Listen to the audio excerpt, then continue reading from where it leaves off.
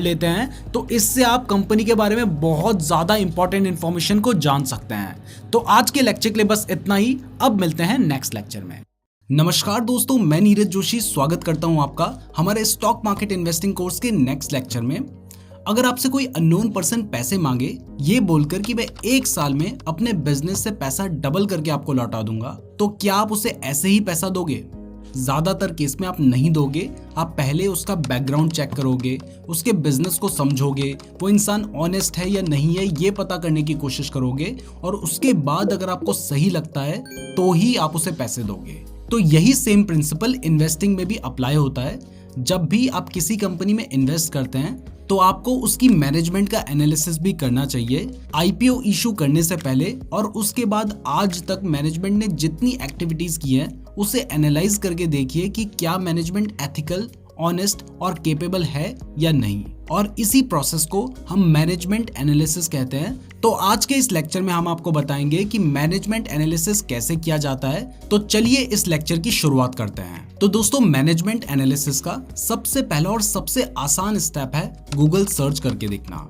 आप जिस भी कंपनी को एनालाइज कर रहे हैं, गूगल में जाके उसके नाम के आगे फ्रॉड, स्कैम या कोर्ट केसेस लगाकर सर्च कीजिए। अगर उस कंपनी की मैनेजमेंट ने कोई स्कैम किया होगा और इसे सेबी ने पकड़ लिया होगा तो वो न्यूज में जरूर आया होगा, जो कि गूगल सर्च करके आपको पता चल जाएगा। फॉर एग्जाम्पल, कुछ टाइम पहले आईसीआईसीआई बैंक की एक्स सीईओ चंदा कोचर पर यह आरोप लगा था कि उन्होंने फ्रॉड से अपने हस्बैंड की कंपनी और वीडियोकॉन ग्रुप को लोन दिया था। इसके अलावा इंडियन एक्सप्रेस ने भी ये एलेज किया था कि इन्होंने एसएसआर ग्रुप को भी सिमिलर तरीके से लोन दिया था, जिसके बाद आईसीआईसीआई बैंक ने इन्हें पोस्ट से हटा दिया था और इनके ऊपर एक इन्वेस्टिगेशन बिठाई गई थी, जिसके बाद चंदा कोचर और उनके हस्बैंड को सीबीआई ने अरेस्ट कर लिया था।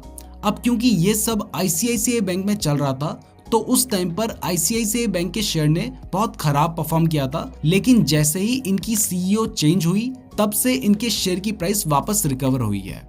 तो ऐसे आप गूगल सर्च से कंपनी की मैनेजमेंट के बारे में पता कर सकते हैं। इसके बाद नेक्स्ट चीज जो आपको चेक करनी चाहिए वो है इनसाइडर ट्रेडिंग। ये एक बहुत ही कॉमन प्रैक्टिस है मैनेजमेंट के लिए एक इलीगल एक्स्ट्रा इनकम करने की। आप में से जिन्होंने भी स्कैम 1992 वेब सीरीज में एक सीन है जहां पर हर्षद मेहता एक कंपनी के प्रमोटर से बात करते हुए कहते हैं कि कैसे वो उसके शेयर की प्राइस को 90 रुपए तक बढ़ा सकते हैं। ये चीजें रियलिटी में बहुत ही कॉमन प्रैक्टिस है। एक बहुत रीसेंट आर्टिकल है जो आप देख सकते हैं। सेबी ने 51 लाख रुपीस का फाइन लगाया है एपेक्स फूड के प्रमोटर्स पर इनसाइडर ट्रेडिंग करने के चार्जेस में, और उसके बाद इसके शेयर की प्राइस गिर गई थी। अभी आपको चार्ट में दिखाई भी दे रहा है। तो अगर आप किसी कंपनी में इन्वेस्ट करते हैं तो उसमें भी आप इनसाइडर ट्रेडिंग को जरूर चेक करें। इसके लिए भी आप गूगल पर सर्च करके देख सकते हैं। इसके बाद नेक्स्ट है बोर्ड स्ट्रक्चर। इसके बारे में हमने पहले भी थोड़ी बहुत बात की है, बट आज थोड़ा डिटेल में इसके बारे में बात करते हैं। तो सेबी के रूल्स के अकॉर्डिंग एक कंपनी की बोर्ड में कंपनी के प्रमोटर्स और सीईओ के साथ साथ इंडिपेंडेंट डायरेक्टर्स भी होने चाहिए जो कि रिटेल शेयर होल्डर्स को रिप्रेजेंट करते हैं, और ये जो रेशियो है ये 50-50 होना चाहिए। यानी बोर्ड में अगर 10 मेंबर्स हैं तो 5 कंपनी के लोग होंगे और 5 इंडिपेंडेंट डायरेक्टर्स होंगे जिनका कंपनी के प्रमोटर से कोई लेना देना ना हो। इसके साथ ही रेम्यूनरेशन कमेटी, ऑडिट कमेटी और सीएसआर स्पेंड कमेटी में भी सिर्फ इंडिपेंडेंट डायरेक्टर्स होने चाहिए, अदरवाइज शेयर होल्डर्स के लिए फ्रेंडली डिसीजन नहीं लिया जाएगा। अब इस रूल की वजह से मैनेजमेंट को इंडिपेंडेंट डायरेक्टर्स लाने पड़ते हैं, लेकिन कई बार ये जो इंडिपेंडेंट डायरेक्टर्स होते हैं ना, ये एक्चुअल में इंडिपेंडेंट नहीं होते हैं, बल्कि इनका कंपनी में मटेरियल इंटरेस्ट होता है। जनरली आप देखेंगे कि कुछ कंपनीज में प्रमोटर्स के भाई बहन या रिश्तेदारों को ही इंडिपेंडेंट डायरेक्टर्स बना दिया जाता है, या फिर किसी ऐसे व्यक्ति को इंडिपेंडेंट डायरेक्टर बना दिया जाता है जिसने कंपनी की पास्ट में कोई हेल्प की हो। तो ऐसी कंपनीज जिनमें इंडिपेंडेंट डायरेक्टर से इंडिपेंडेंट ना हो उनसे दूर रहने में ही भलाई है। इसके बाद नेक्स्ट चीज जो आपको कंपनी का मैनेजमेंट एनालिसिस करते हुए देखना चाहिए वो है रेम्यूनरेशन, यानी बोर्ड ऑफ डायरेक्टर्स की सैलरी। बेसिकली जो कंपनीज एक्ट है उसके according board of directors company के नेट प्रॉफिट का मैक्सिमम 11% ही सैलरी ले सकते हैं। वैसे इंडस्ट्री स्टैंडर्ड्स के अकॉर्डिंग तो अच्छी कंपनीज की मैनेजमेंट नेट प्रॉफिट का मैक्सिमम 5% ही सैलरी लेती है, मतलब पूरा बोर्ड मैक्सिमम 5% सैलरी ही ड्रॉ करता है। तो अगर कोई बोर्ड इससे ज्यादा सैलरी ड्रॉ कर रहा है तो ये अच्छा साइन नहीं है। इवन पास्ट में तो कुछ ऐसी कंपनीज भी रही हैं जिन्होंने 11% के रूल को भी वायलेट किया है। इसके अलावा कुछ कंपनीज की मैनेजमेंट तो ऐसी भी होती है कि भले ही कंपनीज का प्रॉफिट या सेल्स गिर रही हो, लेकिन वो अपनी सैलरी को बढ़ा रहे होते हैं। तो कंपनी के ग्रो करने के लिए उसके मैनेजर्स की सैलरी हमेशा कंपनी की परफॉर्मेंस से जुड़ी रहनी चाहिए। अगर ऐसा नहीं है तो ये एक अच्छी मैनेजमेंट का साइन नहीं है। इसके बाद नेक्स्ट चीज जो आपको मैनेजमेंट एनालिसिस करते हुए देखनी चाहिए वो है वारंट्स। कई बार मैनेजमेंट अपने सस्ते में वारंट्स इशू करती है, जिससे वो अपनी कंपनी के शेयर को मार्केट प्राइस से बहुत ज्यादा डिस्काउंट में खरीद सकते हैं। मान लो अगर मार्केट प्राइस 20 रुपए है और वारंट एक्सरसाइज 15 रुपए पे है, तो मैनेजमेंट अगर 15 रुपए में शेयर खरीद कर उसे 20 रुपए में बेच देगी, तो इससे उसे सीधा सीधा 25% का रिस्क फ्री रिटर्न मिल जाएगा।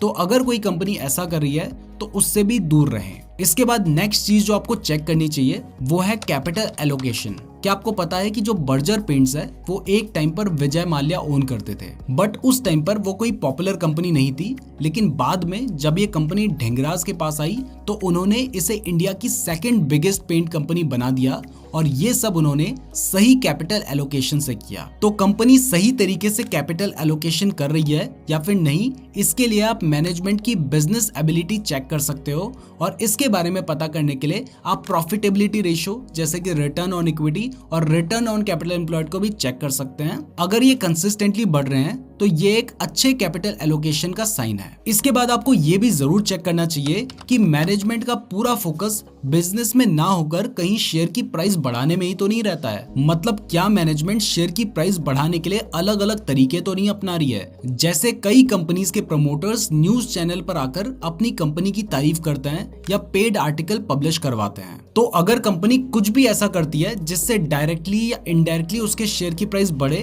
तो ऐसी कंपनीज भी ठीक नहीं होती हैं। इसके बाद कुछ ऐसी कंपनीज भी होती हैं जो कि अपने प्रमोटर्स के पर्सनल लोन पर गारंटर बन जाती हैं।